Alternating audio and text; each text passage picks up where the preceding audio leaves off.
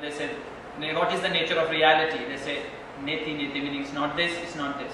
It's not this, it's not this. What is God? It's not this, it's not this, it's not this. Meaning negation, but it doesn't mean that it's not this. What it means is it's not only this. Do you understand? It's not only this, it's much more than this. It's much more than this. It's this but more, but this but more. So it cannot be confined to certain definition. So this absolute entity starts to want to experience back because it has intelligence, it has certain quality to it. So ahankara is kind of the crystallization of that infinite potentiality into a finite shape and form so that it can experience itself back. So you can have your own experience. You understand? That's why in Christianity in the Bible say that God the Father made you in his or his, they don't use her, his own image. Right? In yoga you say that you are Tattvamasi, that you are it. So you are totality and this is your experience, this is your khela, this is your play.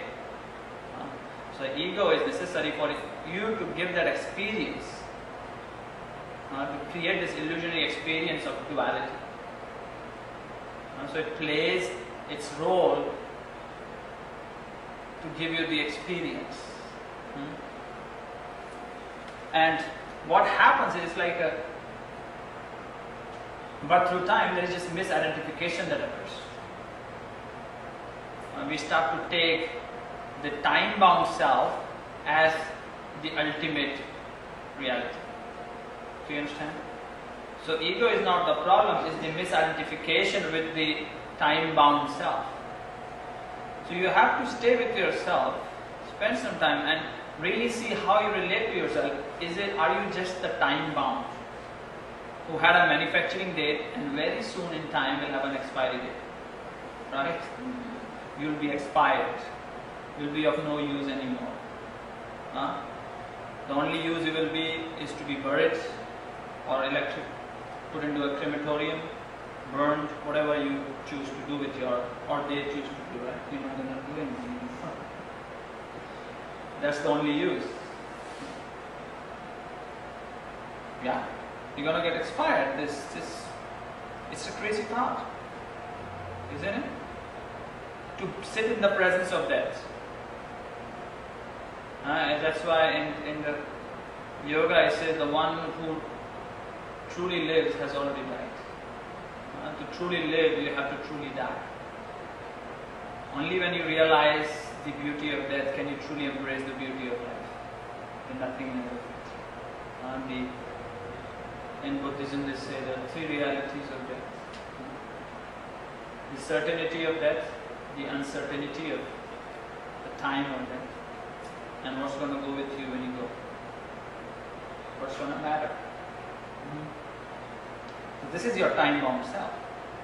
The story, all resentment, all family, all history, people who don't accept you, people who don't like you, people who left you, all of that will cease to matter. All glory, all ambition, all purpose of life, understand, will cease to be. All of it. All relationships, everything you cherish or want to cherish will cease to be. That's the time-bound self, right? The manufactured entity who came into existence and will cease to be. Very few people on the planet actually really believe that they will cease to be. We are kind of in a perpetual state of denial. You understand? Because that's how we are living. We live in denial. This is as Freud said, that humanity is constantly driven by this denial of the reality of death. Because even when you think about death, you survive it just by the mere act of thinking about it. Do you understand? Because all your mind knows is life. Your mind has no memory of not being. Because mind only comes back into existence once you are on this level of existence. So all it can think about is still existence. So we create theories. Heaven, earth, light, darkness, tunnel, right? spirit, whatever we make these theories, but actually what the mind knows, in reality what you know, that you will cease to be. You comprehend? And that's the ego. That's the time-bound self. But why do we? You do get that, right? That this time-bound self will cease to be. But why still there is a continuation of that story? Why is there a continuation or this deep attachment to that, to its modification, to its problems, to its resentments, to its poor me, what about me? Right? This ego has this, the degraded ego has this little voice always going in the brain which says, what about me? Do you hear that every now and then in your brain?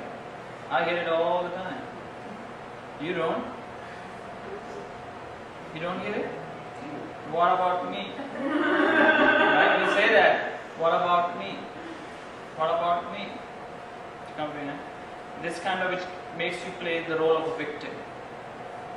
This playing of the victim is the habit of ego. And a lot of the time in the society, it is confused. You know, when we say ego, oh, she's very egotistical. Do you comprehend? Oh, he's very egotistical. It's really not egotistical, that's just arrogant. And the person who is alpha, you know, the alpha people, oh, look at me, I need to be in the front of the class, I need to get that. It's, you know, me, who are always pushing for attention in the front. The alpha. That's as egotistical as a person who is hiding in the back, who doesn't want to be seen. Do you understand? But in the cult of society, we say, no, oh, that person is so egotistical, isn't it?